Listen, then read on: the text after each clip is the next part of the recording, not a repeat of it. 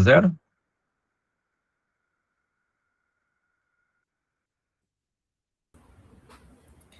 Vamos lá, gente. Eu sei que tem vários momentos, né, que os colegas têm essa dúvida de colocar no FAST, de tentar urgenciar uma vaga como vaga zero, né? Todo mundo tem esse entendimento? Eu acredito que não. Que aí, é o João Paulo que falou? Quem foi que falou? Isso, Quem João foi? Paulo. Diga lá, João Paulo. Eu acredito que não, porque assim, eu acredito que o médico regulador, que está lá gerenciando tipo uma macro-região, né, que no caso do SAMU, ele tem o poder sanitarista, eu acho que ele sim, ele tem essa autoridade, mas o dos hospitais eu acredito que não. Não sei se foi essa a pergunta, mas é o que eu entendi. Sim, a central de leitos que regula os leitos hospitalares, exatamente. Pronto, então Eu essa acredito que mesmo. alguns aqui que trabalham em regulação, às vezes eu ouvi dizendo, o médico lá na central de leitos disse que era vaga zero que chamasse o SAMU. Isso é relativamente frequente. Ele tem essa autonomia? Essa competência? Não. A Zelinda também acha que não tem. Também, se alguém achar que tem, pode falar, porque aqui é livre para falar que tem. Eu acho que tem. Boa noite, doutor Gabriel. Boa noite, doutor Cláudio. Diego, boa noite. Thelma, tudo bom? Na Tudo verdade, bom, Thelma? o que eu vejo na central de leitos, né, pelo menos da CRIFO, né, ou da CRESUS e da CECI, né, na verdade, que é a central do município. Na verdade, o que eu vejo é uma recomendação, entendeu? Pelo menos a gente está caminhando para uma questão de recomendação, né, de que se alinhe a questão do conceito vaga zero com o médico da central de urgência, entre o hospital e o médico da central de urgência. Porque, assim, na verdade, o que a gente deve valorizar é incentivar essa comunicação constante entre o pré-hospitalar, né, fixo e o móvel, no caso do SAMU com as UPAs, e os hospitais, porque assim, a gente hoje vive uma realidade de que cada um vai olhar com o seu olhar na mesma perspectiva, né, para a mesma perspectiva, e cada um está vendo uma face dela. Então, assim, acho importante esse diálogo, sempre dialogo com o doutor Cláudio na questão da gente incentivar essa comunicação entre os serviços, e assim, de antemão já parabenizo aqui vocês, né, por estar dialogando, né, com toda a rede, trazendo esse tema tão importante enquanto vaga zero. Boa noite. Boa noite, então, obrigada. Tá bom, gente, que a gente tiver alguma dúvida também, junto à central, a Thelma aqui pode também nos ajudar. Doutor. Boa noite.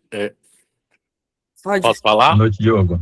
Boa noite aí a todo mundo.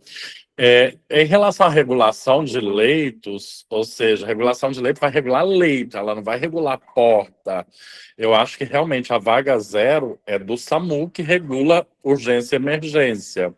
Mas, igual a Thelma falou, né, todos nós que trabalhamos em emergência do hospital, quando a gente sobe algum caso para regulação de leitos e o médico de lá avalia e ele acha que é uma vaga zero, ele pede para a gente entrar em contato com o SAMU e fazer essa discussão com o SAMU. Sim, eu queria pontuar isso. E que eu acho correto, inclusive. Doutor, tem mais uma questão também, tá? Eu acho que ele também vai contemplar algumas coisas, eu acho que é pertinente na discussão também. Doutor, o colega que está participando, Rodrigo Nicas, colocou aqui no chat. Rodrigo perguntou, né? Eu vi se é 100% coberto pelo SAMU. Realmente é interessante a pergunta. Eu até falar agora dessa pergunta do então, ótimo, Ricardo. Já abranger os dois colegas. Obrigado pela contribuição, Ricardo, pela pergunta. Realmente, assim, quando o estado é todo coberto pelo SAMU, realmente é mais fácil ter acesso ao SAMU quando se pensa, se você acha que quem define vaga zero é o SAMU, então vamos entrar em contato com o SAMU e ele regula a minha região. Se ele não regula a minha região, como é que eu faço, né? Ficou essa... Acho que talvez não sei se Alagoas porque aqui existem dois SAMUs, SAMU Regional Fortaleza e SAMU é Ceará, né? Tem 2 regionais por conta da quantidade. Alguns estados não têm, é só um SAMU regional, né? Mas aqui sim é 100%, então é possível que todos os municípios, todas as unidades do estado são capazes sim de entrar em contato com alguma central de regulação do SAMU para fazer contato e interrogar o que quer que seja em relação ao seu caso. Tanto a central de leito estão no estado todo, tem a do município, tem a do estado, e também o SAMU tem a do município e tem a do estado. Então consegue sim regular todo o estado. Já tem algumas perguntas aqui. Alagoas 100% SAMU, pronto, exatamente. Né? Mais agora, eu vou dar seguimento, ok? Posso dar seguimento aqui, para a gente não termina tão cedo. Vamos lá, deixa eu compartilhar aqui.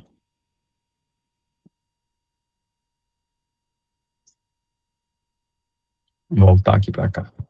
Doutor, acho que só para a gente finalizar esse ponto, o doutor David colocou aqui que quando a gente tem discordância entre SAMU e o médico assistente, por exemplo, um paciente que estamos assistindo, solicitamos a remoção em vaga zero, apesar da negativa do SAMU.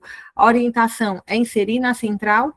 Às vezes acontece de precisarmos entrar em contato de uma vez para conseguirmos, casos como a disocoria súbita, pré-eclâmpsia e etc. Toda vez que a gente vai conversar ainda mais na frente também, Diego, né? De David, né, Augusto. A gente tem como conversar assim, como é que esse perfil a gente pode trazer aqui, o que é perfil vaga zero, porque é a opinião de cada um, né? Porque eu volto a dizer, tá no conceito da portaria, vem também falando na resolução, mas cadê o livro que te diz, fala sobre isso? Cadê a disciplina na faculdade que faz essa prática de vaga zero, né? A gente não vai ter, né? Então, a gente vai entender meio que na marra no dia a dia. Mas é fato que, assim, se o entendimento é que o SAMU é o médico que regula vaga zero e o centralista não regular, se esse for o entendimento, se esse for, que as pessoas podem ter entendimentos diferentes, mas se esse for o entendimento, o SAMU, supostamente, esse tem a competência como você mandar, tem o grupo da telecardiologia, você manda um eletrocardiograma para uma avaliação do cardiologista, e o cardiologista diz, não é infarto com supra, não vamos mandar em vaga zero, manda regular a via central, e aí você fica, poxa, mas eu discordo, eu acho que eu vou perguntar para o médico da central de leite, você fica pensando, será que você vai questionar o especialista, ou você vai pedir uma segunda opinião do médico da central de leite, ou o especialista vai definir? Aí, será quem é o especialista em vaga zero? Quando a gente entende no meio, quando diz assim, é uma coisa exclusiva do SAMU, do médico de regulação de urgência, quer dizer, o médico regulador de urgência é o único que faz vaga zero pela resolução do conselho, ele tem que ser um especialista em vaga zero. Ele tem que entender a vaga zero. E o médico está solicitando, supostamente, tem que pedir o auxílio a ele, técnico, para ele dizer, para ele ter experiência, entender o que é vaga zero.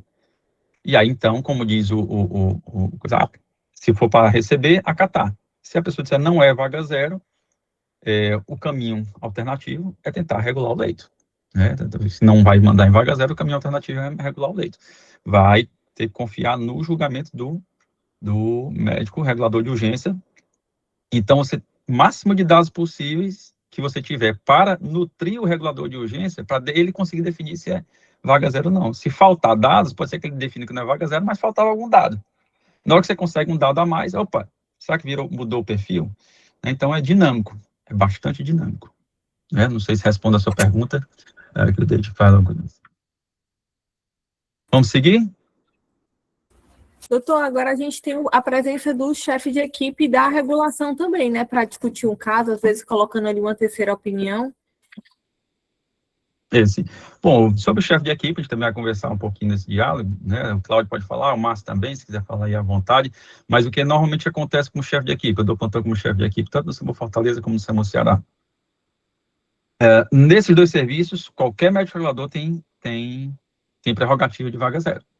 Normalmente o chefe de equipe, que é um médico mais experiente, que tem mais tempo, que tem mais experiência, e pode ser que aqueles casos mais duvidosos, limítrofes, né, aquele borderline, aquela dúvida que ficou, possa retirar essa dúvida maior, né, em relação ao conceito vaga zero ou não daquele caso. Geralmente é um colega mais experiente, com perfil de liderança, com perfil de gestão emocional, gestão de conflito, que vai conseguir fazer tecnicamente bem experiente também para conhecer as diversas nuances do conceito vaga zero e conseguir fazer essa. Então, eu quero uma outra opinião, quero falar com o chefe de equipe. Normalmente é para ser um chefe de equipe, apesar de que você vai se deparar muitas vezes com reguladores que também são chefes de equipe, né, e também são muito experientes. Eu tenho, felizmente, quando eu sou chefe de equipe, eu tenho o prazer de trabalhar com colegas, como o Márcio, que também dá muito plantão comigo como regulador, e vários colegas são muito experientes, eles me dão muito pouco trabalho como chefe de equipe, ou nenhum, se duvidar, talvez eu dê mais trabalho para eles do que eles para mim,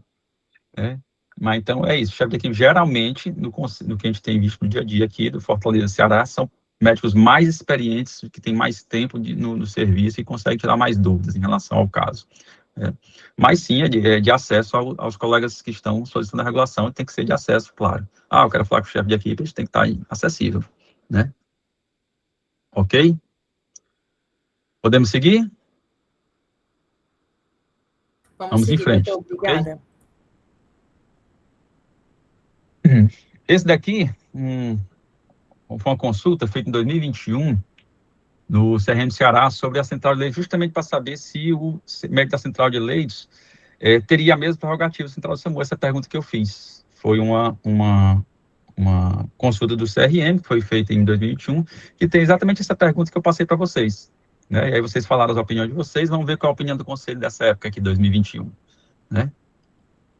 Segundo a época do conselho de 2021, isso não é o Gabriel que está dizendo, é o conselho, tá certo? Ele seria a Central de Regulação de Leitos, que trabalha durante o exercício de suas funções, são autoridades centrais reguladoras. No estado do Ceará, os médicos que trabalham na central têm as mesmas prerrogativas do médico do SAMU. Isso foi um ofício de uma consulta em 2021 do CRM, né? Alegando que na portaria tem explicitando um trabalho integrado da Central de Regulação Médica de Urgência com outras centrais de regulação de leitos hospitalares. Isso é um dos textos do parecer de 2021 do CRM, do CREMEC, utilizando esse texto. E também vinha na pergunta do conselho, do parecer, se o profissional que não seja da Central de Regulação Médica de Urgências pode regular vaga zero, em relação a uma portaria da CESA de 2020, que relatava que tanto o médico da Central de Leitos era regulador de vaga zero, como também seria regulador de vaga zero secretário de saúde, secretário executivo de atenção à saúde e secretário executivo de vigilância e regulação. Essa foi a portaria de 2020. Aí, segundo essa portaria, a consulta diz que as secretarias são citadas como autoridade sanitária, teriam sim, porque estaria escrito na portaria, e no artigo estende a função de autoridade sanitária a essas pessoas, além do médico regulador. Somente aos que estão expressamente citados no texto. Então, esse foi o parecer do CREMEC de 2021. Aí eu vou tirar mais uma vez, que eu acho que bagunçou a cabeça de vocês, né? Esse parecer do CREMEC, ou não, ou está tudo igual? O que é que vocês acham? Bagunçou esse parecer, ou continua com a mesma ideia? Algum comentário, Thelma, depois desses pareceres? Isso não é o Gabriel que está dizendo, foi um parecer do conselho. Tá todo mundo pensando igual ainda, né? Na verdade, Larissa, assim, eu vejo a rede, cada caso é um caso, né? Porque, assim, a gente tem que trabalhar com a abordagem centrada na pessoa. Mas, assim, eu continuo na minha linha de raciocínio, que é, sim, o médico da central de urgência que tem que fazer, mas eu fortaleço sempre a comunicação e o diálogo entre eles. Não, certeza, você é ótima. Não sei. Eu vou dar seguimento, vamos lá. Vamos tirar mais dúvidas aqui. Vamos compartilhar aqui, segue aqui. Em outubro de 2024, uma portaria estadual revoga essa portaria e volta a ser exclusividade do médico regulador das urgências. Então, em 2024, foi revisada a portaria, entendeu-se que a portaria não poderia dar essa autoridade para aqueles profissionais e para o médico da Central de Regulação de Leitos, e voltou a central exclusivamente o remédio regulador de urgência. Então, 2020 veio esse conceito, 2024 refaz e coloca novamente só para o médico regulador de urgências, né? Também existe a portaria municipal, essa é a portaria estadual, né? Existe também a portaria municipal que já vinha de antes, 2016, que não considerava aquele tipo de secretário como regulador de vaga zero, conceitua vaga zero de forma semelhante à da portaria, exclusividade do médico regulador de urgências, conforme a portaria e resolução 2014 do CFM. Né? Então, exclusividade do médico regulador de urgências, somente. Então, se a gente reunir essas duas portarias, a municipal e a estadual de 2024, é exclusividade do médico regulador de urgências, conforme, muito semelhante ao que está no texto da portaria 2048 na resolução 2110 de 2014 do CFM. Né? No SAMU Fortaleza, a gente veio fazendo alguns encontros de educação permanente em regulação média das urgências, a gente fez ano passado, na verdade, ano retrasado, né? Claro, alguma coisa ficou no limbo um pouquinho no último ano, mas a gente estava fazendo online também, conversando sobre vaga zero também, sobre alguns casos específicos, algumas temáticas específicas. A intenção é, e espero em breve voltar. Tivemos um período de pausa, né? Mas a intenção é voltar, né? E aí eu trago aqui isso daqui é meu, essa comparação entre dois termos, que eu uso assim, muito nos meus dias a dia de chefe de equipe, quando os colegas estão em dúvida se é vaga zero ou não, se aplica, se não aplica, aí eu sempre sugiro a eles que eles estudem bastante, trabalhem bastante o entendimento dos casos, colham dados, perguntem, tiram dúvidas, liga para o colega, não, estou com dúvida, peça para o colega conseguir mais dados, para poder não fazer da sua autoridade de regulador de urgência, de autoridade sanitária, um autoritarismo, né? Para poder você apreciar cada caso que você apreciar, você entrar em contato, não simplesmente, eu defino que a vaga zero, vou mandar, tentei contato uma vez, não consegui, esquece, vou mandar. E às vezes você pode estar conversando tanto com o solicitante, como com quem vai receber, e ver melhor a situação. Às vezes é um colega que está ali solícito, e diz, não, espera só uma meia horinha, uma horinha, só para ajeitar o lugar para receber, e que eu consigo. Então, às vezes, esse contato prévio favorece, sempre pensando finalmente no paciente.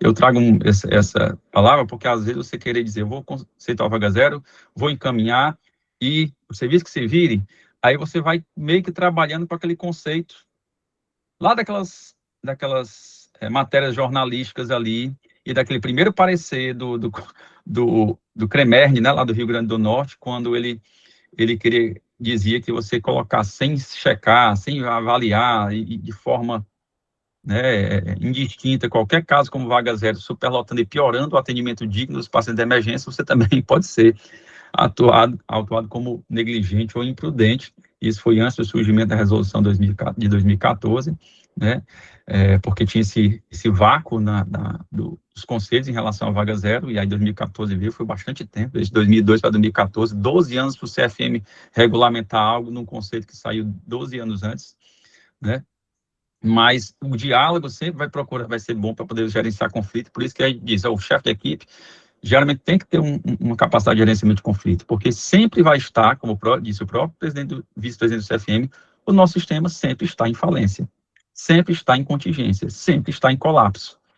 Então, a situação da vaga zero tem que ser uma vaga muito bem decidida, muito bem acordada, e que, se realmente for o jeito utilizar de sua autoridade, perceber que o caso tecnicamente é bem definido, ele vai usar de sua autoridade.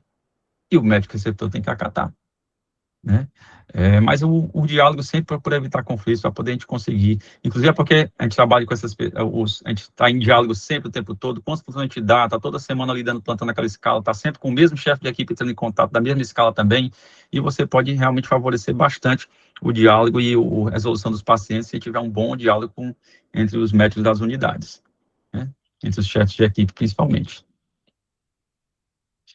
De forma resumida, e aí vamos conversar, né, aquelas dúvidas, a gente pode conversar mais, o vaga zero, problema ou solução, né? A gente trouxe aqui, para o olhar, talvez, do hospital superlotado, é um problema.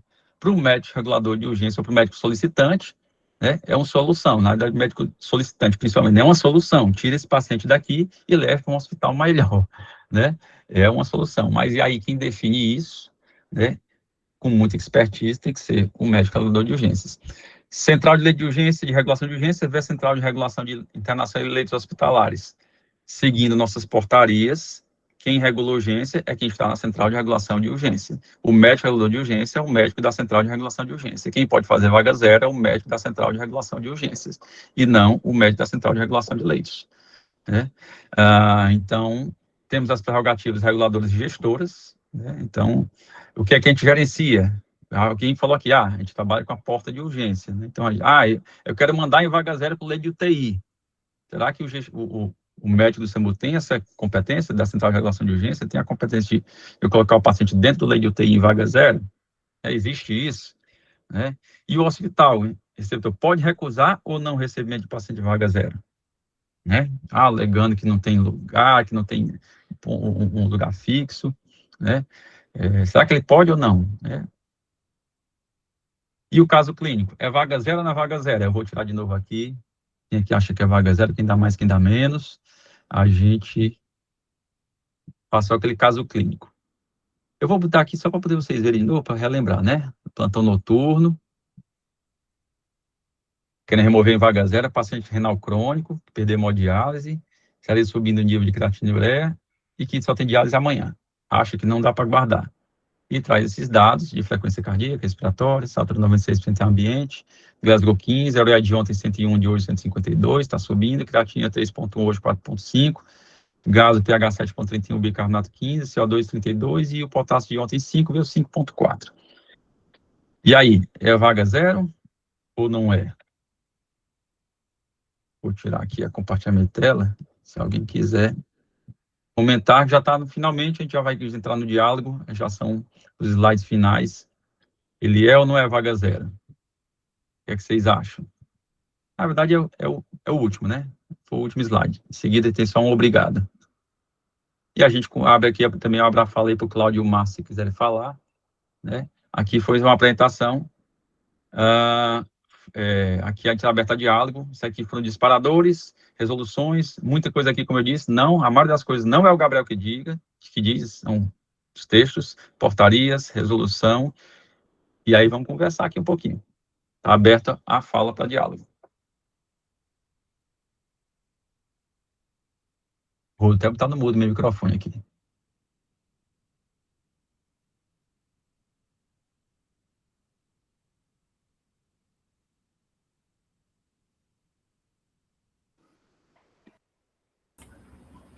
Identificou alguma dúvida em relação à questão do papel da central?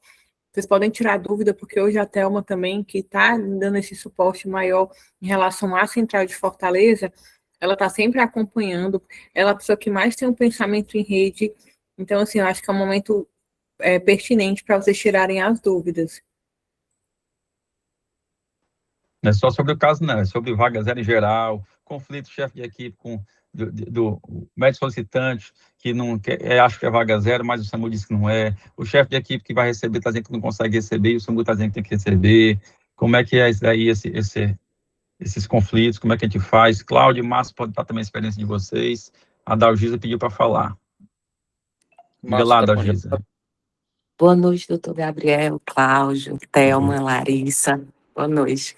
Eu tenho uma dúvida, assim, que eu entendi, foi ótimo, estou entendendo bem. Eu li a resolução e li a lei.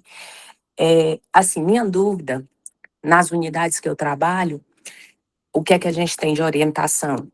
A gente identificou na porta um paciente vaga zero, como você disse, não tem um livro específico, né? Vai do feeling do médico que está ali.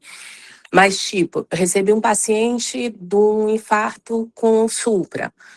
Então, eu necessito de uma vaga zero para messejana, né? No nosso caso.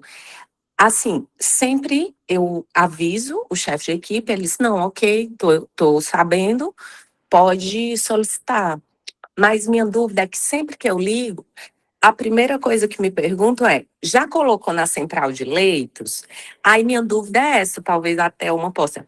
Mesmo sendo um caso nítido de vaga zero, eu tenho que colocar para a central ficar sabendo que esse paciente está sendo enviado para a messejana?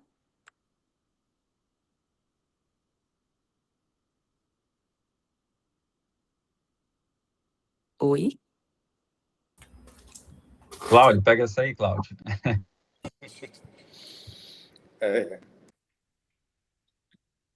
Excelente pergunta.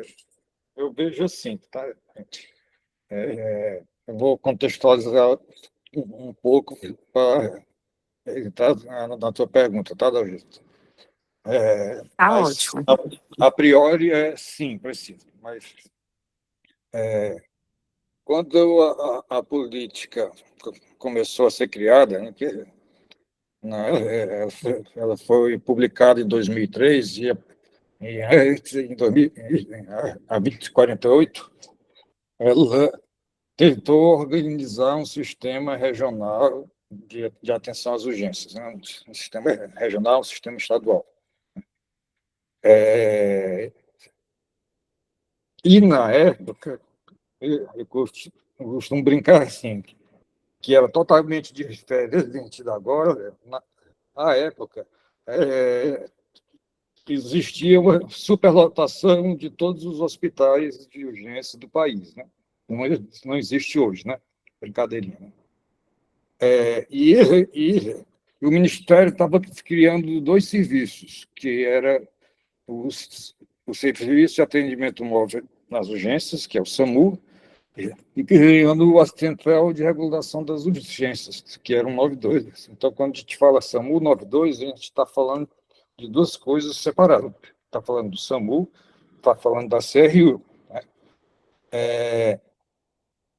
E aí eles ficaram com a segunda inquietação, vamos dizer assim.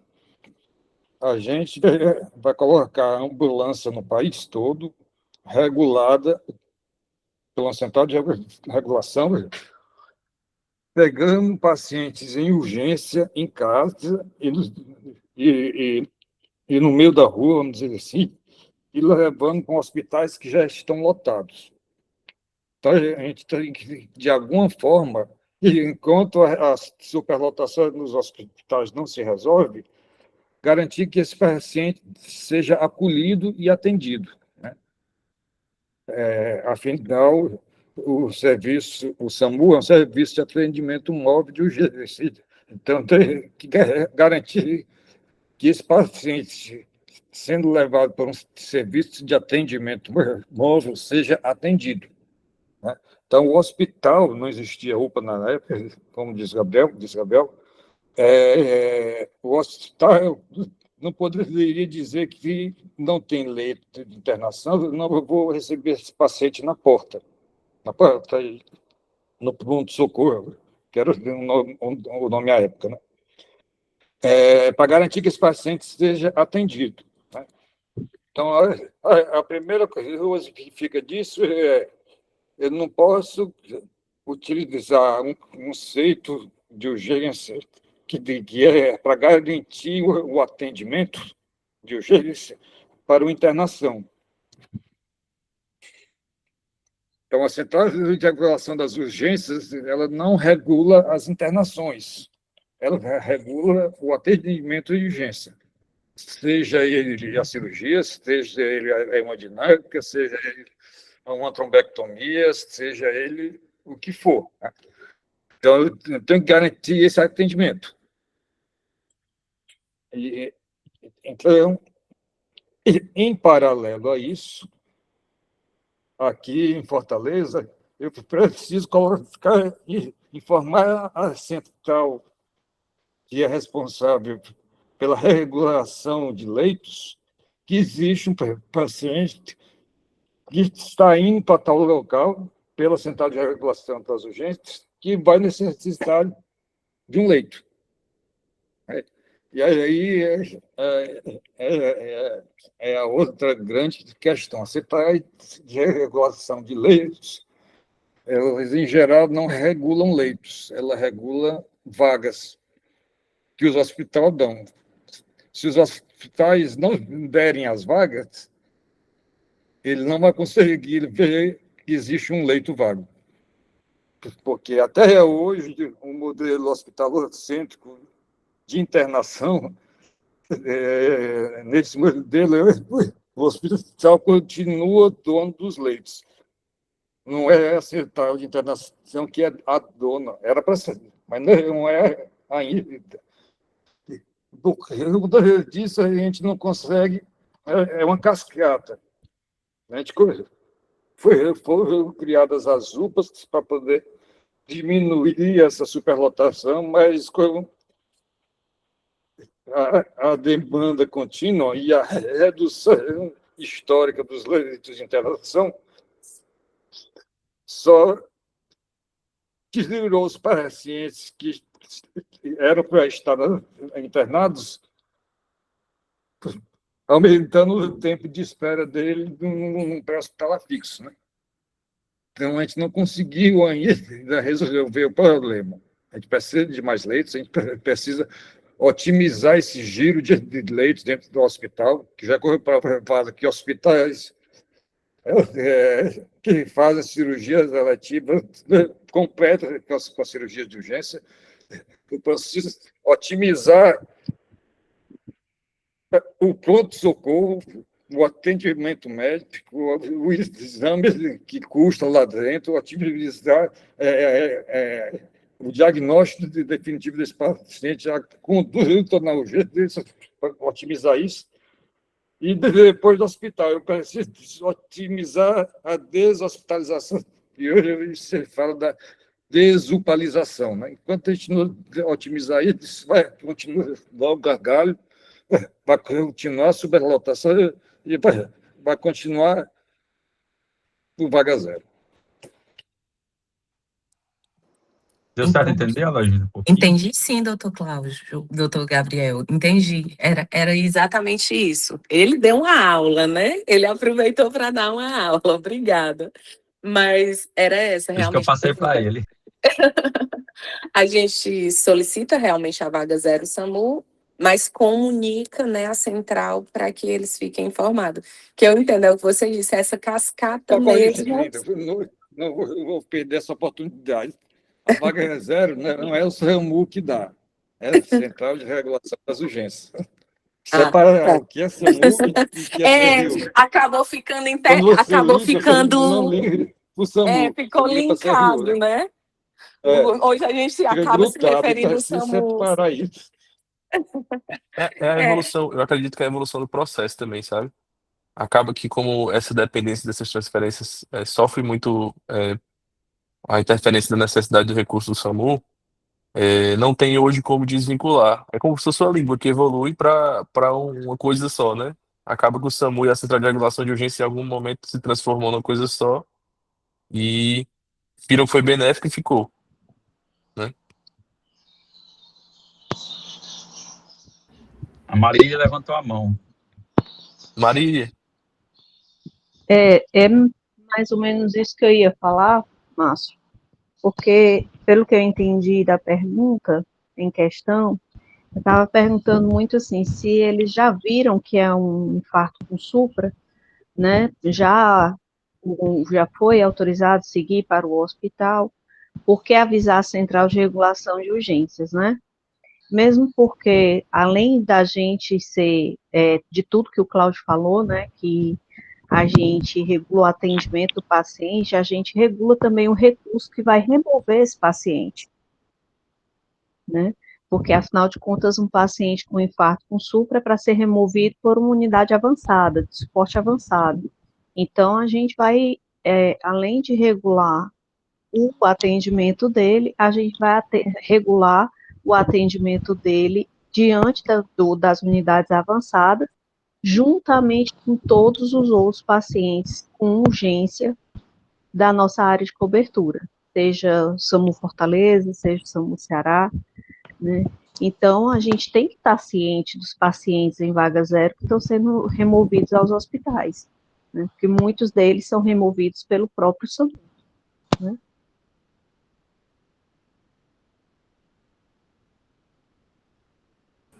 Show, mano. Gente, eu acho também interessante e pertinente colocar aqui, caso o Tomás queira complementar também, o colega está colocando que já encaminhou o paciente para a vermelha da unidade hospitalar, né? Chegando lá, obviamente, vai chegar pelo eixo vermelho, o paciente vai ser avaliado, e aí, às vezes, a questão de não considerar mais a questão da vaga zero. E aí, doutor, se puder explicar melhor essa questão do não considerar, de poder realmente mandar de volta para a origem, ou se a gente tem que também regular via o SAMU, que tem divergência do caso, assim, não há tantos sinais de gravidade, talvez, para o entendimento de uma vaga zero e questionar se entrar essa vaga zero? Eu tenho alguns slides aqui, é curtinho, mas eu acho que pode esclarecer alguns desses aspectos aí que mais operacionais. Perfeito. Pode ser assim, então a gente coloca o do Márcio e depois vai para o do Cláudio, que aí eu acho que depois a gente abre, que aí a gente consegue debater depois que os meninos já conseguiram expor tudo. Pode ser, doutor? Cláudio não tem slide. Ah, o Cláudio ele veio só para dar a aula dele. Ele já é a aula, né, gente? Não, já está combinado. A gente dispara tranquilo. e o negócio é pegar fogo. Aí depois O ele vai Cláudio- controlar o fogo. Ele vai tentando, O Cláudio- vai tentando apagar os focos. Pode O passar, Cláudio Márcio. o Cláudio não precisa de slide, não. Ele tem a bioluminescência dele aí, ó. Vou botar aqui o slide.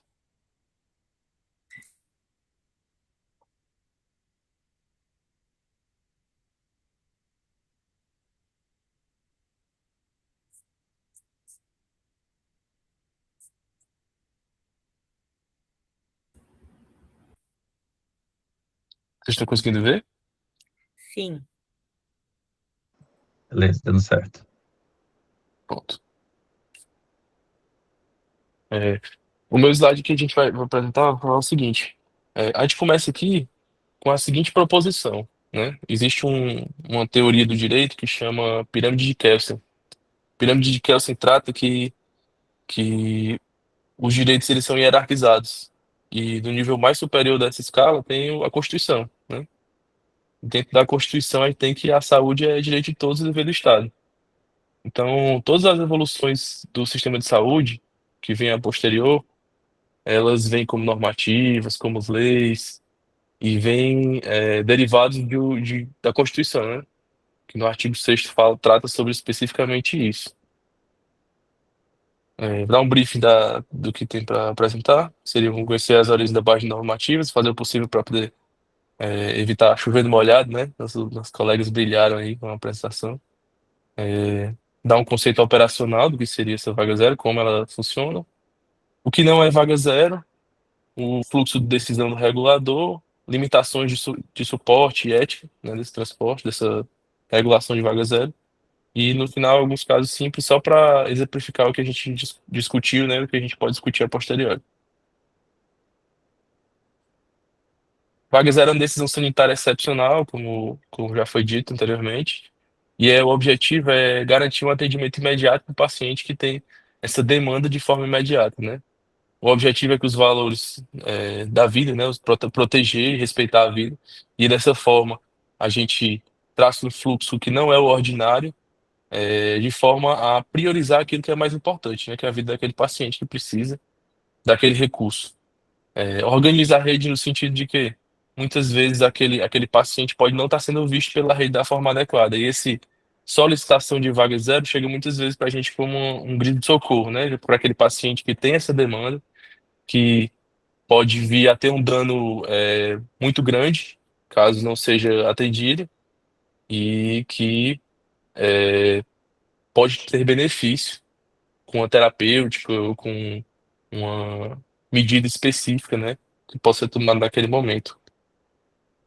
Por ser excepcional, existem necessidades, né, de que essa justificativa seja robusta, né, de que esse registro esteja bem escrito e que na prática a gente precisa que tenhamos objetivos claros, né, dentro dessa conduta. Não posso simplesmente achar que o paciente é vaga zero sem ter um substrato orgânico e terapêutico para aquele paciente que possa mudar a história natural da doença dele. Como já foi citado anteriormente, existem várias portarias, resoluções, leis que vão guiar a gente nesse processo, né? A portaria de 2048 de 2002, que vai dar essa ênfase no processo de regulação médica, criar centrais de regulação de urgência, legalizadas assim, né? E fazer com que crie-se o médico regulador, né? Que é esse papel, esse profissional que vai fazer essa triagem dentro da rede de urgência, do destino dos pacientes e da necessidade deles de acordo com as pactuações regionais.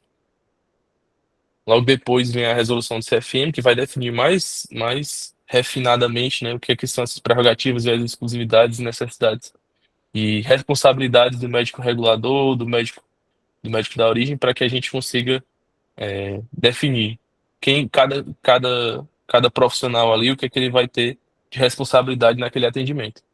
E por último, a portaria, né, que é a última portaria que saiu aqui a nível de SESI, que trata sobre a urgência e emergência. A anterior vinha tratando sobre diagnósticos específicos, dava autonomia a outros entes dentro da cadeia da saúde para praticar a vaga zero caso necessário. E já nessa não, ela tanto reduz para o médico regulador de urgências, quanto abre no sentido de o diagnóstico não é o mais importante, mas sim a demanda do paciente. Então, o que tinha de 8 diagnósticos agora é aberto para o oceano de diagnósticos possíveis, desde que justificado, desde que haja uma conduta que possa beneficiar aquele paciente, né? A nível de morbidade, a nível de risco, a nível de sofrimento.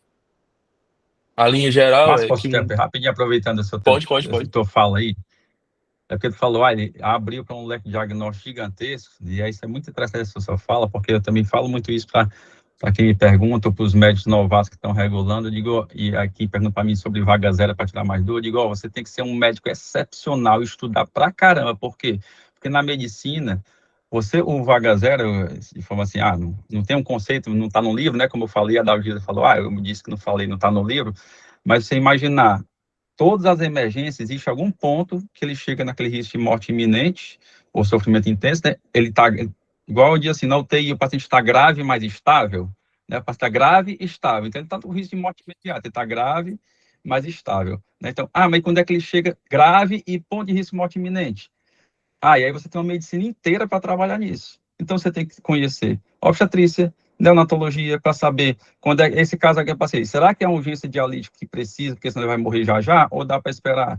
Eu preciso entender de pré-eclâmpsia, eu preciso entender de infarto, eu preciso entender de AVC, eu preciso entender de hemorragia digestiva, eu preciso entender de... É gigantesco a medicina toda. O linear, onde ele ficou grave, é uma coisa, ele chegou no linear onde ele vai já morrer, e o óbito, ou o sofrimento intenso. Então, o SAMU o médico regulador de urgência, né, Cláudio? Ele anda sempre nesse limiar que é gigantesco. É a medicina inteira, que ele tem que saber qual é o limiar entre o paciente que está bom, grave, chegou naquele limiar, pronto, virou vaga zero. Tá bom, tá grave, chegou no limiar, virou vaga zero. E esse limiar em todas as especialidades, não tem uma especialidade única, então não dá para fechar no diagnóstico. É gigantesco, perpassa toda a medicina. Que foi uma evolução importante, né, dessa portaria, da portaria anterior para essa, e que assim, é importante também ressaltar que não é necessariamente só o diagnóstico e o nível de gravidade. A gente tem que ter aqui também a entrada de uma terapêutica específica, que só o nível de gravidade não necessariamente vai indicar que eu vou remover esse paciente, que inclusive pacientes que vão ficar com nível de gravidade muito alto vão ficar na origem. Eu vou ter citado posterior aqui no próximo slide. Então, continuando. Que as portarias, né, essa última que veio dar essa abertura maior, esse poder e responsabilidade, né, de definir qual aquele paciente que vai ter realmente indicação de vaga zero, mas ao mesmo tempo é, dá também limita de certa forma o poder para o médico regulador de urgências. E a nível operacional, assim, o que é que eu como médico que estou lá na porta, que estou lá atendendo meus pacientes na urgência e emergência, para que eu solicite nessa vaga zero, o que é que eu tenho que pensar, né, antes de fazer essa solicitação. Primeiro, tem que ser um paciente que tem um risco imediato, não necessariamente só de morte, né? Então, um paciente que tem um risco de perda de função ou de sofrimento intenso, é o paciente que eu vou levantar a primeira bandeira para o processo de regulação em vaga zero. Depois, o recurso tem que haver um recurso ausente. Então, assim, aquele paciente tem que ter um recurso que possa interferir naquele risco imediato dele. Dá um exemplo, o paciente que tem um infarto agudo de miocárdio, com supra de ST, é um paciente que vai se beneficiar do processo de trombólise. A gente sabe que a rede não tem trombólise em todo canto. A gente aqui no SAMU Ceará, graças a Deus, a gente tem trombólise dentro das ambulâncias, então isso é uma evolução importante. Então aqui ela vai ter aquele recurso que não existe na origem, né? Tem um recurso ausente na origem que pode ser tido de outra forma em outro local. Terceira é o tempo-resposta de dependência. Se o paciente não precisa de um procedimento, mas o tempo que ele precisa, assim, o tempo não vai piorar aquela doença dele, então ele não teria sentido de eu pegar e fazer essa regulação sem necessariamente ter um leito, né?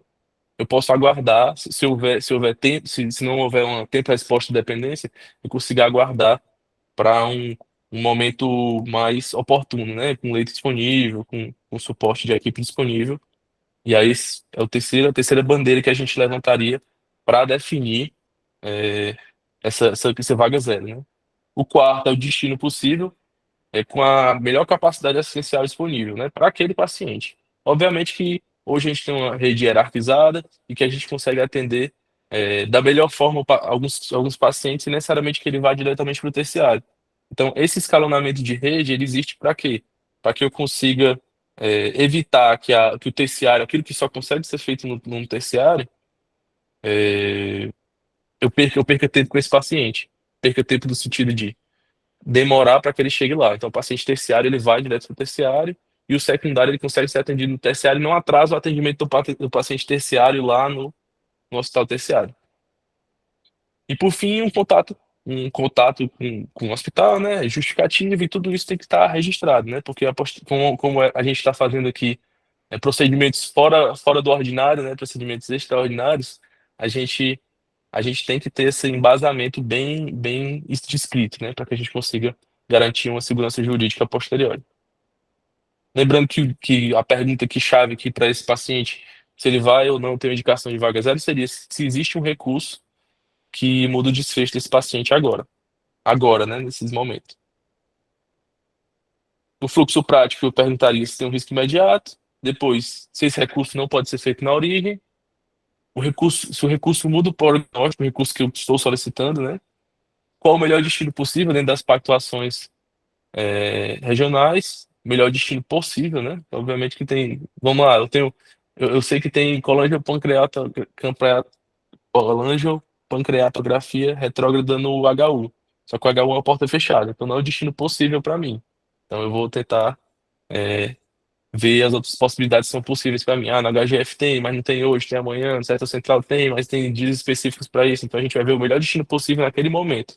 Como o próprio Gabriel falou, a regulação ela é muito dinâmica. Então muitas vezes o que eu tenho hoje de recurso amanhã pode não existir. Ou um recurso que não existe hoje amanhã pode ser criado. E por fim, os contatos e registros, né?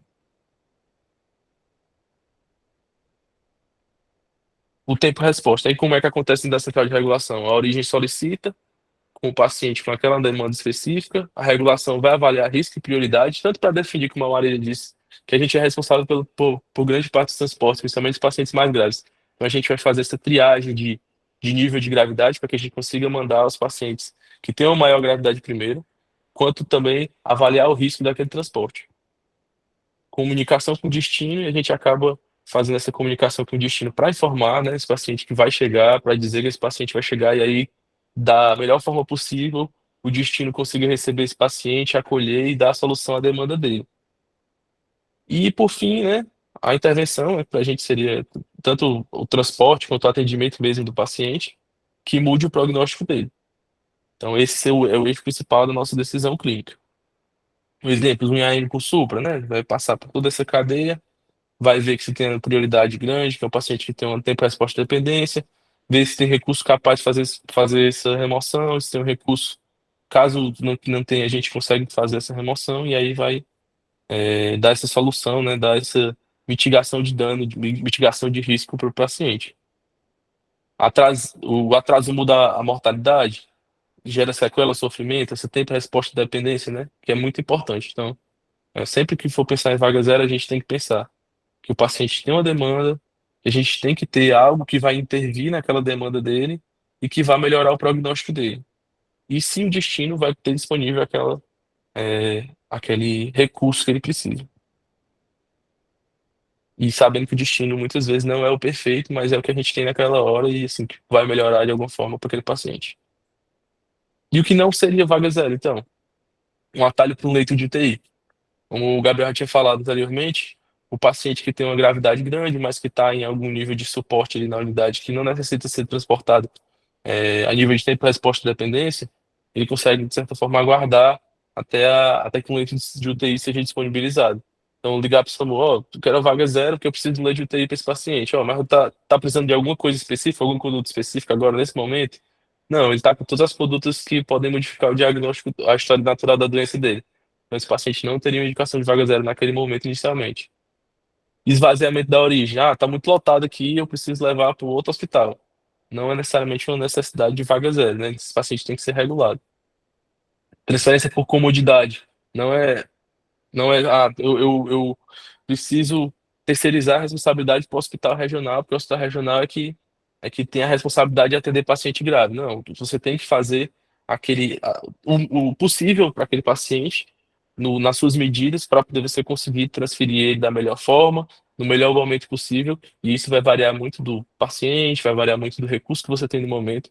Então, uma transferência só para transferência de responsabilidade não é um motivo, um objetivo de um vaga zero. Lembrando, outra coisa que o Gabriel falou, todo paciente pode chegar no ponto de que chegue realmente um nível de gravidade onde vá haver uma conduta em algum outro canto, e aí pode chegar no nível de vaga zero, mas vai depender do perfil do paciente e da terapêutica específica que a gente pode fazer. E por fim, evitar aquele transporte sem benefício. A gente sabe muitas vezes, por exemplo, tem pacientes com AVC ou que ali que não tem um prognóstico que vá ser vantajoso para aquele paciente ser transportado. Eu não tenho indicação de um procedimento por limitação do próprio paciente. Nesses pacientes, a indicação acaba se tornando fútil, não tem necessidade de transferir, por exemplo, paciente paliativo. Aí não tem indicação de intubação. Não, eu quero levar para outro hospital porque está em insuficiência respiratória. Não é necessariamente naquele momento aquela conduta que vai ser tomada para ele, né? E assim, evitar a desproporção do transporte que não tem benefício, que acaba obstruindo tanto os meios de saúde para o outro paciente que possa ter um benefício, uma mudança de história natural da doença, quanto acaba por prejudicar aquele paciente, afastando muitas vezes do familiar, né, das pessoas que são importantes ali para ele.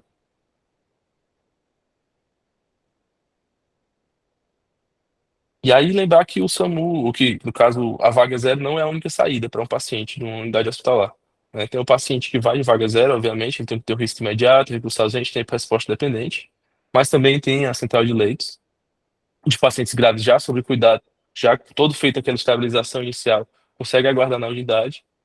Tem o paciente que vai ser estabilizado no local, que uma própria colega citou aí no texto, citou aí no chat, que o paciente pode necessitar, chegou na unidade, aí fez aquela estabilização inicial, avaliação ali, viu? Olha, esse paciente aqui, nós estabilizamos e assim, ele não tem um perfil para esse momento, necessariamente eu ter uma outra conduta. Ou chegou um paciente, dá um exemplo, que acontece muito aqui com a gente no SAMU Pará, por exemplo. A gente chega no paciente grave, que é removido muitas vezes por unidade básica de saúde, e aí ele chega na unidade, na UPA, no hospital, e esse paciente pode não ter como destino final aquela unidade, mas pela unidade ser a unidade mais próxima, e por não ter recurso suficiente na ambulância básica, por exemplo, esse paciente pode ter um benefício de ter uma estabilização naquele local. E por fim, os pacientes paliativos, né, que seriam aqueles pacientes que teriam doença incurável terminal e que no fim não, assim, podem até ter alguma conduta que na patologia dele fosse doente, mas para ele naquele momento não faz sentido. Dentro das normativas, a gente tem também código de ética médica, né? Que é importante citar que o paciente, mesmo que seja considerado vaga zero, o médico da unidade de origem tem que usar todos os meios disponíveis para promover a saúde, prevenção e diagnóstico dentro do alcance dele naquele momento ali, né? Naquele paciente. E que não pode também deixar de atender aquele paciente que procura os seus cuidados profissionais na urgência e emergência. Desde que tenha condição de fazê-lo, né? Então, assim, não, o que acontece também em outras situações, né? Em algum hospital do interior buscar um paciente, quando chega lá, o paciente passou 1 a 2 horas já em insuficiência respiratória, por qualquer que seja o motivo, porque, não, o SAMU já disse que vinha, eu vou deixar aqui. Que aí entra já no outro artigo, que é o 36, que é abandonar o paciente sob os seus cuidados, né? Então, assim, é importante que a gente tenha esses elos bem encaixados, né? De que você tem que fazer o máximo que você consegue para que, quando ele for para outra unidade, ele vá ser mais rapidamente acolhido e mais rapidamente feito o que é necessário para ele e que não tinha na unidade que ele estava inicialmente. Existência da vaga zero não anula a responsabilidade pelo atendimento do paciente. E, além disso, importante, né, informar para a família o diagnóstico, lembrar que a família assim, o paciente ele não é secundário no atendimento, né? O paciente nem a família. Então, todas as decisões têm que ser compartilhadas, diagnósticos, prognósticos, riscos, inclusive do transporte, inclusive da vaga zero. Não abandonar os pacientes crônicos e curados, como já tinha citado no anterior, e, no caso, de ofertar todas as ações que forem necessárias, sem oferecer as ações que são inúteis ou obstinadas para esses pacientes. Limitar intervenções fúteis também é cuidado, né? Então, também é você evitar de fazer alguma intervenção a mais, desnecessária, você diminui a invasividade desse paciente e você acaba por dar uma melhor, uma melhor situação para ele naquele momento. Possíveis situações podem acontecer, né? Paciente grave, com recurso, tempo resposta dependente ausente na origem, a gente considera vaga zero essa situação. Paciente que é grave, mas tem um suporte imediato adequado no local, o paciente tem insuficiência respiratória, mas conseguiu ser entubado na origem. Esse paciente consegue aguardar uma regulação de leitos com suporte local. Terminalidade sem benefício de UTI, paciente paliativo, tá no hospital lá em Pedra Branca. E aí não teria naquele momento, poderia ter até um AVC, um AVC grave, mas não teria uma conduta que poderia ser tomada, mas é fútil. Então é melhor naquele momento priorizar as medidas de conforto. Estado sem segurança para transporte, o paciente você pode tentar visualizar, vai ver se esse paciente tem uma necessidade, se tem alguma conduta adicional que possa ser tomada para aumentar a estabilidade, se a história da doença dele é uma história que vai melhorar ou não aquele paciente, isso é avaliado também, e aí, obviamente, que tem que se fazer a estabilização para que esse paciente seja removido da melhor forma que é possível para o caso dele naquela situação. E hospital lotado, mas quando é a única referência que pode fazer, nesse caso a gente vai efetuar uma vaga zero e registrar bem, né, esses casos para que a gente consiga ter uma segurança jurídica tanto para a gente, quanto para as equipes de intervenção, quanto até para o hospital de destino, né? Um registro robusto nesse sentido faz com que mesmo que um nível de assistência lá não seja, de certa forma, suficiente, ele consiga se proteger dentro daquele contexto, né? E, obviamente, que tudo que acontece a nível de suporte que é inadequado, ele gera uma demanda, gera notificação, gera dado que pode ser transformado em melhoria numa situação posterior. Como até foi citado pelo colega aí, pelo colega Gabriel aí, que teve várias filas e tal, e tudo isso gerou, de certa forma, em algum momento, uma evolução, né? A gente sabe que tem hoje no Ceará hospitais maiores que foram criados nessa era pós-Covid aí, e que acabam dando um suporte grande para os hospitais que anteriormente já estavam sobrecarregados, que não deixam de estar sobrecarregados, porque a demanda é subestimada ainda, né? Mas que, de certa forma, consegue dar uma acessibilidade, tanto uma acessibilidade maior, quanto um atendimento mais rápido para esses pacientes. Aqui os 3 casos, só para a gente refletir, né, sobre o contexto da vaga zero. Paciente com IAM com supra no hospital, que não tem hemodinâmica, e que está dentro da janela de terapêutica. Esse paciente tem um recurso dependente, pode se considerar vaga zero. O paciente tem indicação de trombólise, tem indicação de um cateterismo. Então, esse paciente eu posso considerar que é um paciente para ser transferido em vaga zero. A segunda possibilidade é um paciente idoso, demência avançada, sepsis grave, que não tem necessidade de uma intervenção mais invasiva naquele momento. Óbvio que junto com a família, conversar, e aí junto definir isso aí, né? Avaliar limitação de suporte, cuidados paliativos. Lembrando que a indicação de cuidado paliativo não necessariamente ela vai abraçar totalmente a vontade, a diretriz de vontade da família, né? Mas, obviamente, se o paciente tiver diretriz de vontade antecipada, tem que ser respeitado. Mas, caso não, vai ser priorizado o que for melhor para o paciente naquele momento. E no terceiro caso, o TCE é grave, que então a unidade não tem tomografia e não tem serviço de neurocirurgia, que é um critério forte para que a gente leve para um hospital onde ele possa ter suporte diagnóstico e terapêutico de forma adequada. No final, só para sumarizar tudo, vaga zero é uma ferramenta de proteção à vida, não é gestão de leito, é proteger a vida, é como se fosse para a gente uma das últimas camadas de proteção para aquele paciente que está vulnerável na unidade de saúde, que não tem o suporte adequado para ele. É uma prerrogativa exclusiva do médico regulador, Das exige um risco, urgências. regulador de urgências, exige que haja esse risco, né, de morte, sofrimento intenso ou de necessidade assistencial imediata e não imiscui do contato com as unidades e do registro adequado. Então, faz parte do processo de regulação em vaga zero todo esse processo de documentação, né, dessa situação. E as proporcionalidades e as limitações de suporte não podem ser ignoradas para os pacientes que estão sendo avaliados por uma possibilidade de vaga zero. Então, é interessante levantar essa possibilidade para evitar banalização do recurso ou uma intervenção de forma inadequada. E são essas fontes, está pequenininho, mas depois eu envio o slide para vocês. É isto. Eu queria Dúvidas? Mestre Cláudio, brilhe. só fechar, inclusive fechando a minha fala. Para mim, o conceito de vaga zero, né, ele está fadado a se extinguir. Tá? Por quê? Vaga zero é não aceitar a recusa de um paciente porque inexiste leito de internação. Ok? Então, tecnicamente, esse termo não era para ser aplicado às UPAs, porque na UPA não existe leito de internação.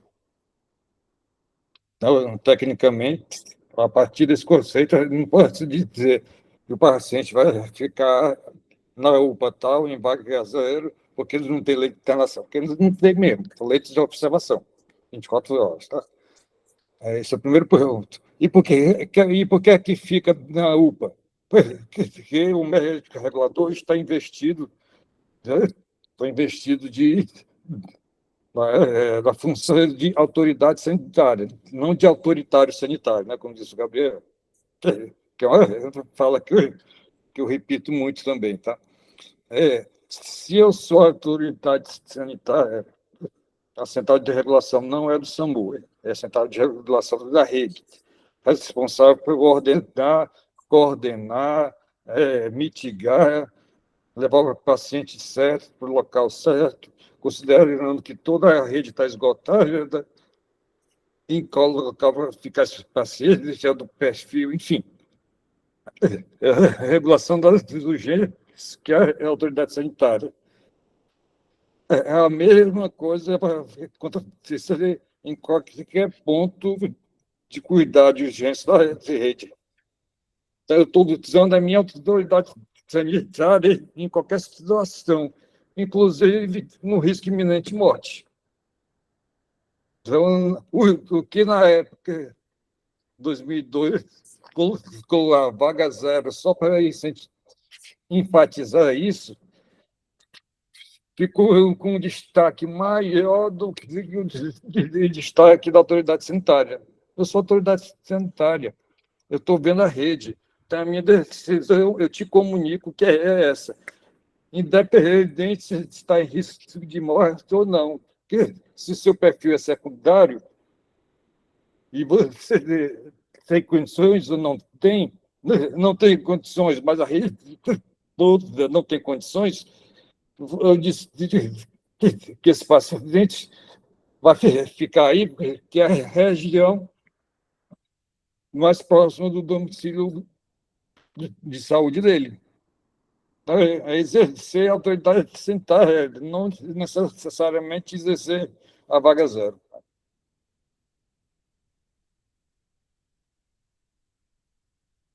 são dois conceitos que estão bem coladinhos, né?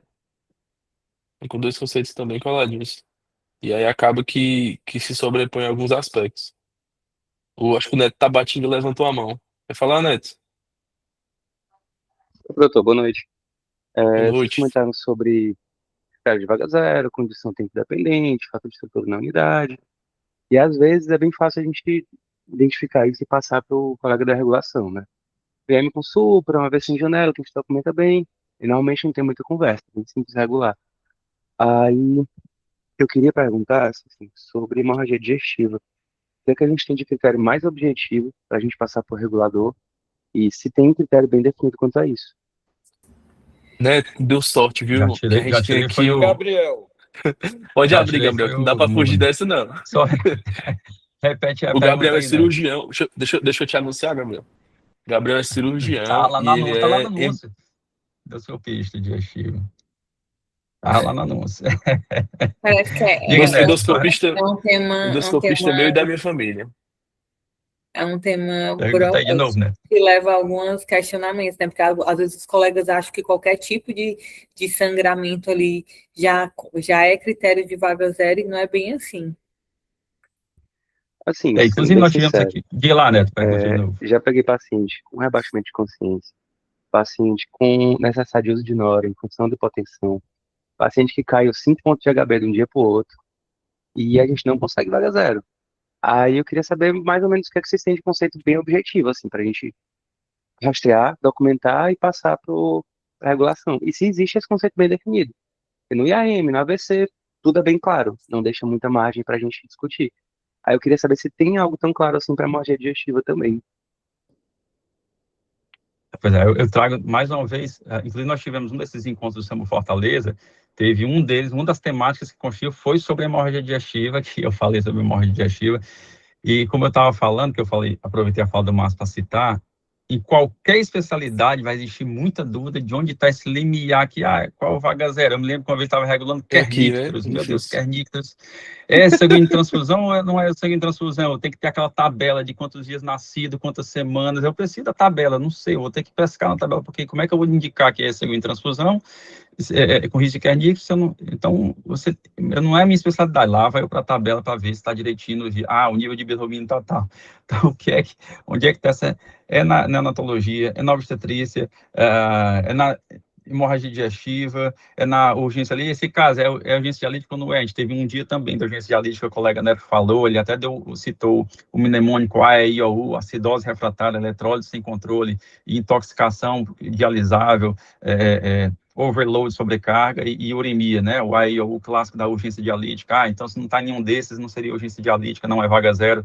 Então, em cada especialidade passa um pouquinho desse limiar, qual é o paciente está grave, mas chegou no nível de gravidade que eu tenho que levar em vaga zero ou não. Eu preciso de um recurso que não tem ali e que precisa do outro, como o IAM é claro que precisa abrir artéria, que seja com trombose ou com angioplastia. Aí vem a hemorragia digestiva, eu preciso parar o sangramento.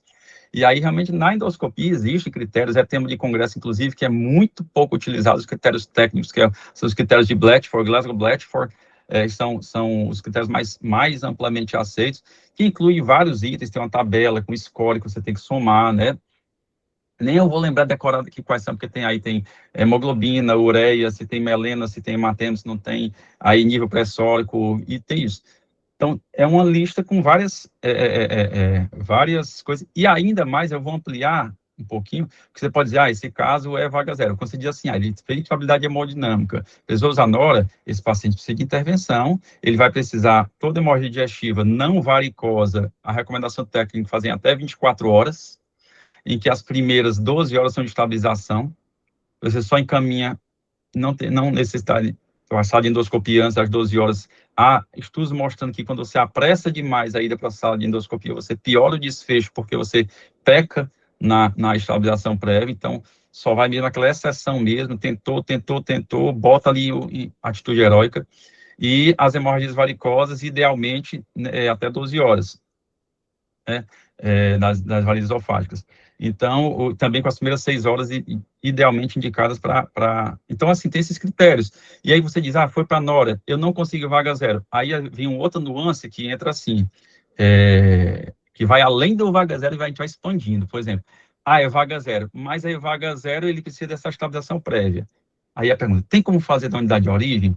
Tem como fazer sangue? Tem como medir, verificar, está no perfil mínimo, que é a hemoglobina recomendada pelos consensos ocidentais, americano e europeu, a hemoglobina mínima de 7? Eu tenho como chegar nesse ponto na coisa, plaqueta mínima? Tem como fazer esse processo de estabilização para que não seja feito no corredor do hospital de destino, porque o corredor do hospital de destino vai demorar mais tempo? Será que consegue fazer isso? Para quando fizer isso, transportar? Né? Aí eu, tipo, aí ele é vaga zero, mas no momento faz aí alguma coisa primeiro, que aí você vai otimizar o paciente, quando chegar lá já vai direto para a sala de endoscopia. Então, ainda tem essa nuance, mas se você perguntar assim, um paciente que teve hemorragia digestiva, pesou e fez estabilidade hemodinâmica, pesou hipanora, é um paciente vaga zero, para endoscopar.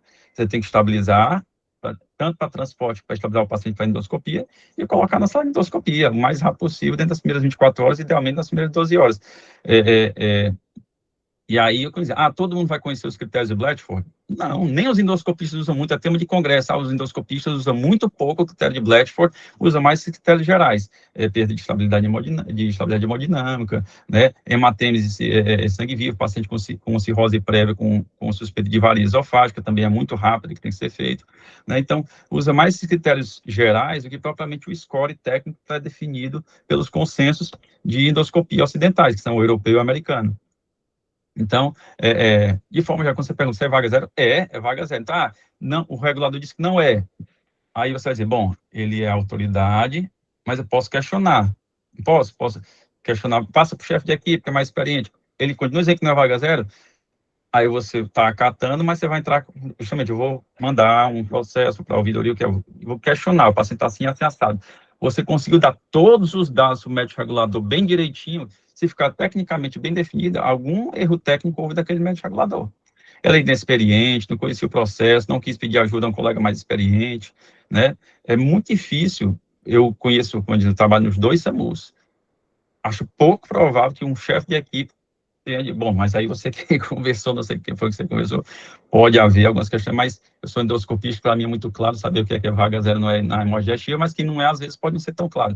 Mas dizer que tem estabilidade hemodinâmica e sangramento e considerou não vaga zero, às vezes o hospital de destino fica, não manda não, porque não tem leito, mas aí até um colega disse, cara, vai morrer gente aqui se tu mandar mais paciente.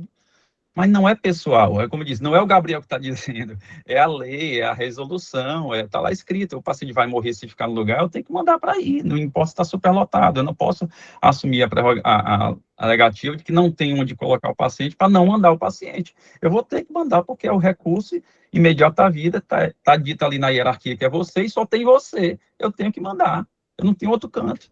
O que vai fazer aí dentro? Eu ligo para o seu diretor, ligo para o seu chefe, para o seu secretário de saúde, ligo para alguém para que diga, vá atrás do processo. Eu não posso, da porta aí para dentro, eu tenho que botar o paciente aí dentro.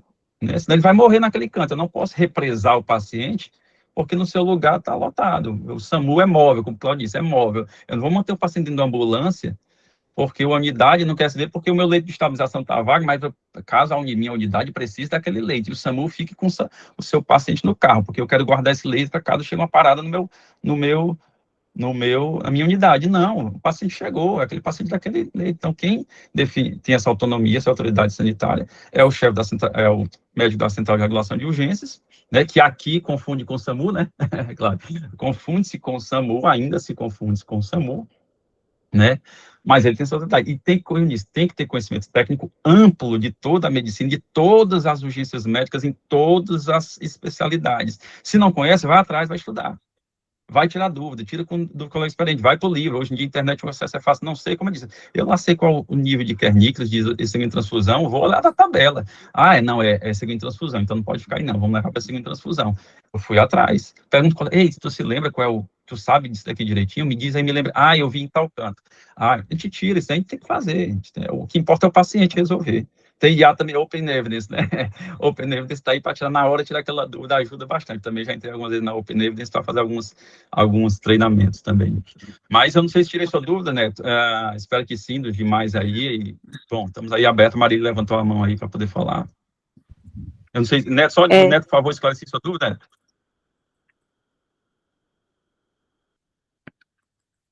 Acho que o Neto precisou dar uma saidinha aí. Pronto. Diga, Marília. Existe, como você mesmo disse, Gabriel, um limiar muito, às vezes, muito difícil de definir com relação de quando é que chega a ser o paciente em vaga zero, né? E muitos hospitais, algumas patologias, os hospitais de destino ainda querem aguardar a instabilidade do paciente para considerar o paciente como vaga zero. Mas eu acho que a gente não pode esquecer, principalmente no caso do SAMU Ceará, né? O SAMU Fortaleza, a transferência, ela é mais rápida, né? Já o SAMU Fortaleza, a gente tem transferência de cerca de 8 horas de viagem, né? Então, eu não posso aguardar que o paciente chegue à instabilidade para poder iniciar uma remoção, né? Como, por exemplo, acontece no aneurisma, né? O hospital de destino, não, mas esse paciente está estável, ele pode aguardar a fila para cirurgia e tal. Mas se acontecer a ruptura desse aneurisma, eu não tenho mais como transferir o paciente por 8 horas de viagem, não tem como. Então, até como será feita a remoção, chega a ser um critério para ser vaga zero ou não.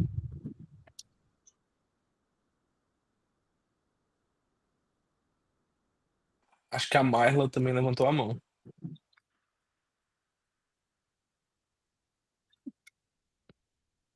Fala, Marla. O microfone está fechado. Perdão, senhores, boa noite.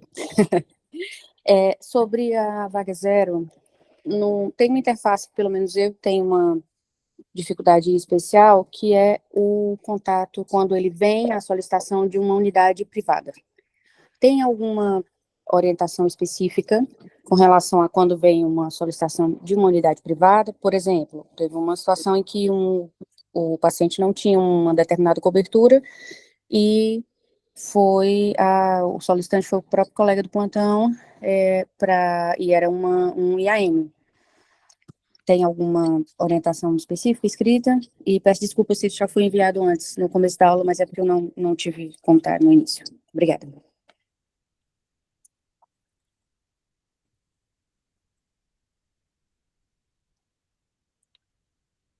Mas, Marla, deixa eu entender direito a tua pergunta. O paciente o paciente tem um plano de saúde, e aí, tipo, tá na carência, e aí tá no hospital, e aí ele precisa de algum procedimento, precisa de internação, e o plano não cobre internação, é isso? Sim, nesse caso em específico, ele estava na emergência no hospital privado e teve, né, uma questão com relação a essa questão de carência e precisava de uma intervenção e, bem, eu não sei como a organização de regulação em hospitais privados, né, não sei nem se exatamente segue o mesmo modelo. E eu tive uma dificuldade especial nesse dia. Então, eu queria saber se tem alguma orientação diferenciada. O que acontece, eu vou falar o que eu não sei exatamente como é que tá a legislação hoje, talvez o Gabriel saiba melhor, mas o que eu trabalhei no particular, eu trabalhei na Pivida, né? Na Pivida, como é que eles faziam? Eles articulavam com a porta de emergência, a família tem que estar de acordo, porque se a família não estiver de acordo, eles são obrigados a fornecer o atendimento lá no hospital, que ele tá recebendo o primeiro atendimento, e aí ocorre essa articulação, e aí eles fazem remoção particular desse paciente. Geralmente o próprio plano que tem interesse de fazer isso, né? Fazer essa remoção desse paciente. Se tiver conduta de urgência para esse paciente, conduta de urgência e emergência, ela tem que ser feita lá no hospital. E não tem estabilização, tem que ser feito no hospital. Essa é a obrigação legal disso, entendeu?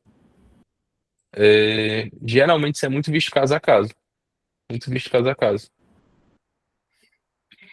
O que acontece também, Marla, já também trabalhei na questão da rede privada, e aí, por exemplo, a unidade, ela não dispõe do recurso, que eu acho que entra um pouquinho dentro da questão que o Márcio também expôs, né, de que a unidade, ela não dispõe do recurso. Então, se o serviço privado, ele não dispõe daquele recurso na unidade onde o paciente está, e aí, de fato, tem critério, tem um risco ali iminente, aí você pode ligar junto à central de urgência para buscar, pelo menos o meu entendimento é assim, a gente já teve caso, por exemplo, o hospital que trabalhava não tinha trombolítico, não tinha suporte para paciente em AVC em janela.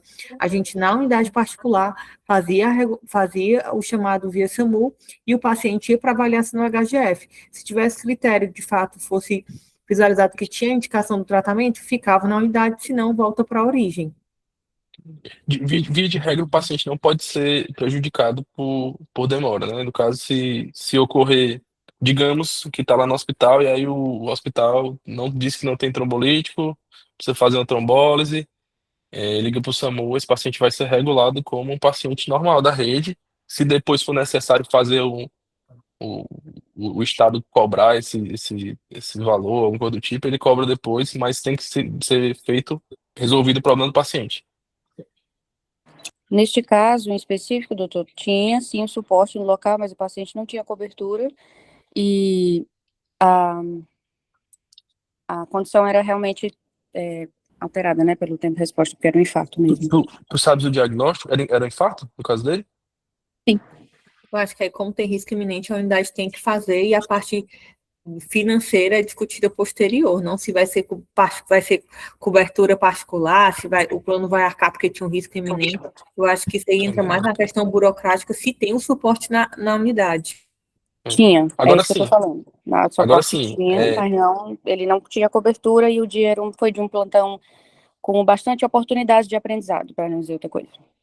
existem algumas unidades, algumas organizações de saúde que elas às vezes não levam muito em consideração esses princípios vitais aí de não maleficência para o paciente. Então, você vai encontrar locais em que eles não vão se negar mesmo a fazer, e aí, assim, o que a gente pode pedir dentro da regulação é pedir que seja descrito de alguma forma, né? Esse paciente vai ser feito, a gente vai fazer o possível para poder resolver o problema dele naquele momento, se for um infarto, principalmente, se for uma conduta tempo-resposta dependente. Mas na teoria isso aí pode gerar um dano para eles, para a organização de saúde a posterior. Aí quando é assim, Marla, geralmente como as unidades particulares elas não estão, né, no Fast Medic, eles não geram esse número de registros, geralmente isso é feito via e-mail. E aí a regulação do serviço particular entra em contato com a central para tentar viabilizar alguma vaga, né, ou transferência, ou então vai pela regulação de urgência mesmo. E aí entraria, pelo que eu entendo, o mesmo me corrija se eu estiver falando alguma besteira, e aí entra como critério de urgência mesmo, e aí vai como, se for oportuno, né, como vaga zero de fato. Todo paciente é paciente SUS, né? Não importa onde ele esteja, né? Se ele está em risco iminente de morte, eu não vou esperar a burocracia. Eu tiro, ligou para o 92 e está em risco iminente, e está a confusão rolando lá, tira e leva para o Hospital SUS e depois decide isso. Tá? Depois aciona Salva a pessoa. juridicamente. Resolve. Certo, doutor, obrigado. Me senti um pouco mais aliviado pelo que eu tive que fazer. Isso mesmo, tira. Eu acho que teve outra pergunta também que acabou passando, foi a questão do paciente que é regulado como vaga zero quando chega na unidade de origem, o chefe de equipe avalia o paciente, não considera critérios ali de risco iminente de morte, né, ou de morte ali, e aí faz essa contra-transferência. Como que isso acontece? Acho que essa foi a dúvida da colega. A prerrogativa é do médico regulador. Então, fica na unidade mesmo que quando seja recebido, não vê aqueles critérios de instabilidade? Pronto, se tiver vou dar um exemplo, tem um AVC, tem um suspeito que é um AVC, aí eu levo lá para HGF, aí faz a tomografia, aí viu na tomografia que não era um AVC, que era sei lá, um quadro conversível. Volta. Esse paciente volta. Por quê? O médico, mas assim, lembrando que isso é uma pactuação assim, que vai ser de encontro dos dados novos que foram fornecidos no hospital, que é o destino. Então, eu vou avaliar, o médico do destino vai avaliar, vai dizer, eu encontrei um dado novo aqui, e aí eu acho que esse paciente pode voltar. O médico regulador de urgência, ele vai olhar aquele dado novo que foi enviado, e de acordo com ele vai dizer, Não, realmente eu vou ter um prejuízo para a rede de saúde como um todo se eu deixar esse paciente aqui. Então, eu vou retornar para a origem. Mas isso é uma coisa que assim, a prerrogativa é do médico regulador. Ele tem que ver se tem benefício ou não para aquele paciente em estar naquele destino. Ele Não, contra não, referência. não é simplesmente o médico do destino vai dizer, eu não quero esse paciente aqui porque eu acho que não é perfil, não. Ele vai sugerir ao médico regulador que esse paciente retorne, e o médico regulador prudente vai acatar ou não, de acordo com os dados que foram fornecidos. Olá, sou eu, Thelma. Deixa eu só tirar uma dúvida, aproveitar esses gigantes aqui da regulação, né? Doutor Márcio, doutor Gabriel e doutor Cláudio, e os demais, né?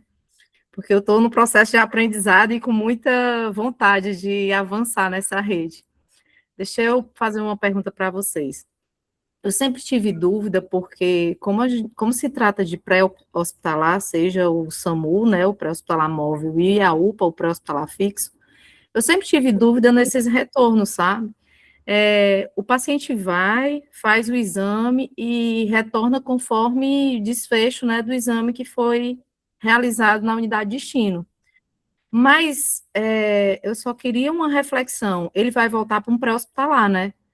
E é um pré-hospitalar que a gente sabe a condição que um pré-hospitalar hoje está, né?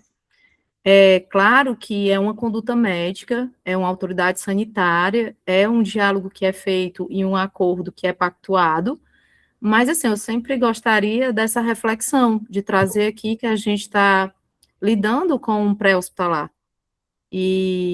Assim, a gente sabe como é que está a nossa rede. E é só a título de reflexão, tá? Queria ouvir a opinião de vocês. Thelma, existiu a evolução, na evolução do processo da saúde aqui, acho que não sei se nosso estado está no país todo, que acabou se distorcendo o papel da UPA, né? Isso é uma coisa que está claro, acho que está claro para todo mundo. Acaba que o paciente fica internado na UPA, vai de alta da UPA e é uma pré-hospitalar. Mas, se a gente for pensar como rede, voltando para aquele exemplo do AVC, tem um recurso que eu só tenho naquele hospital. E ele também tá assoberbado de atendimentos, né? E que se eu assoberbar mais ainda, eu vou ficar sem aquele recurso que é um recurso diferencial, né? Um recurso diferencial, tem um recurso terciário. Então, assim,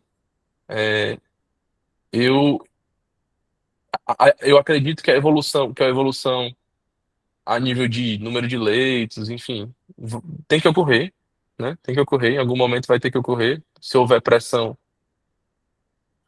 evolutiva para isso, mas a gente fica meio que de mãos atadas, porque a gente vai ter que escolher, de certa forma, para onde esse paciente vai ficar, né? E aí, se eu escolho que ele vai ficar lá no terciário e está soberbado também, sem ter a necessidade de uma conduta lá daquele hospital, porque lembrando que para vaga zero aqui, quando eu vou avaliar a vaga zero, eu tenho que levar sempre essa conduta em consideração, eu perco, né, em deixar esse paciente lá. Eu perco para outro paciente, inclusive, que também está na pré hospitalar, que precisa ir para lá, para poder fazer uma conduta e ficar realmente lá.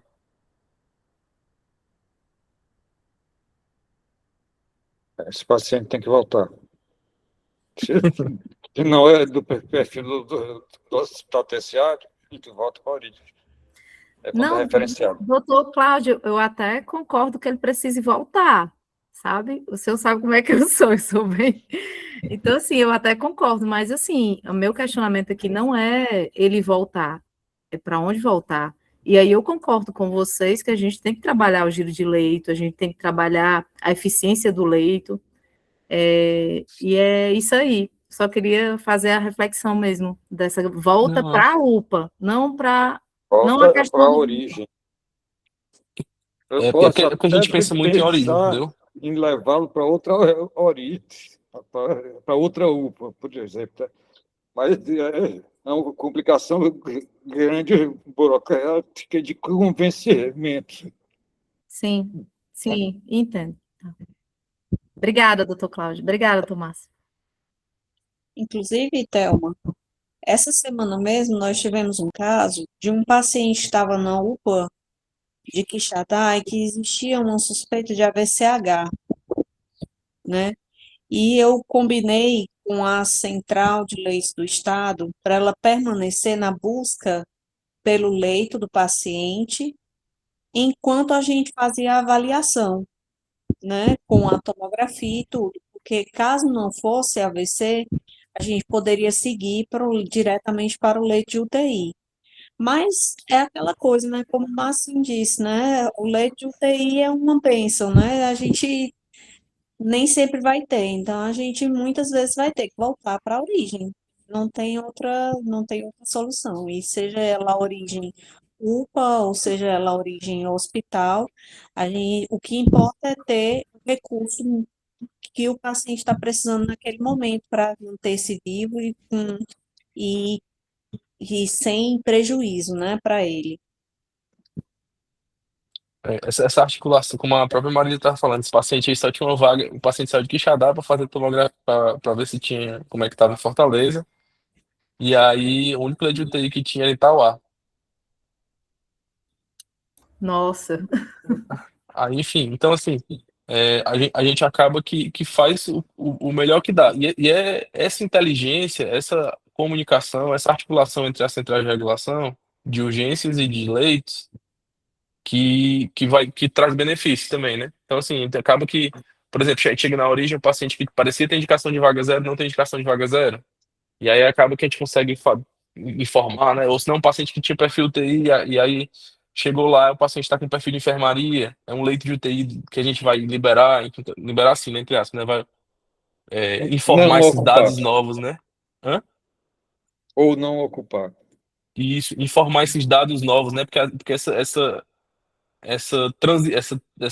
troca de informações, ela acaba que contribui para todo mundo, né? Contribui para a rede, contribui para os pacientes, contribui para todo mundo, e acaba que melhora para todo mundo a rede, né?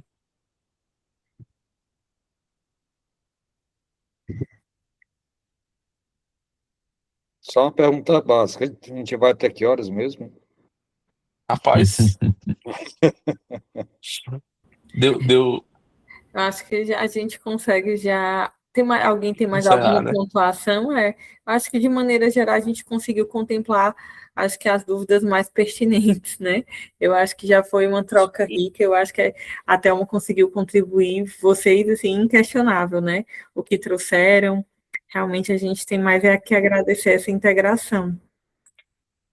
Eu posso dizer, esse assunto se esgotou, não. Tem muito cara, depois de mais de 20 anos, não, Cláudio, e Márcio também está bastante tempo, tem muita coisa que a gente já viveu que nem apareceu aqui Não, ainda. toda semana quando a gente chega aqui para dar plantão é uma surpresa nova. É paciente É para gestante fazer com... 2 horas só de casos. Dá. Até o Esse Gil assunto levantou a mão. Oi, doutores. não encerra, não. Se a gente for deixar, esse assunto rola até diretamente Regula- até mês que vem, nunca vai acabar. Regulação médica, como o Gabriel fala, é do tamanho da medicina, então é inesgotável.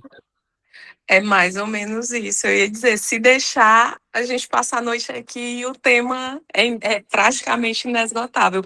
Espero outros encontros, por favor, porque foi muito bom. E a questão, a gente acabou, realmente você falou do AIOU, né, do mnemônico que a gente coloca, e o paciente realmente não encaixa na Não é vaga urgência, zero, né? né? Não é urgência dialítica, né? Eu já tive, que é isso, eu já tive, às vezes, na triagem do HGF, né? Do interior, às vezes eles não colocam na central e vem direto. E chega dizendo que é urgência dialítica. Aí eu peço os exames e mostro que não é uma urgência, que dá para ter o suporte e aguardar. Às vezes é complicado, né? Assim, a rede está bem complicada. É o que a gente disse, a saúde é desde os primórdios, né? Ela vem e a gente fica aqui nesse jogo. Nesse jogo, como o doutor Cláudio disse, a proposta da UPA ela é muito bonita, mas o sistema vai engolindo, né? A UPA era para ser transitório 24 horas, e a gente interna e desinterna o paciente dentro da UPA, né? E Ok, obrigada, gente. Obrigada mesmo. Boa noite. Obrigado a Gratidão. todos aí. Agradeço. Muita gente Obrigado, Até a precisando Larissa, da próxima. pela noite aqui junto. oportunidade, né? Obrigada, Obrigado pela gente, pela oportunidade, Larissa, presença de de poder todo falar mundo aqui, por essas a 2 todos horas. presentes aqui até essa hora. Obrigada, viu, meninos, pela explanação e pela discussão. Show.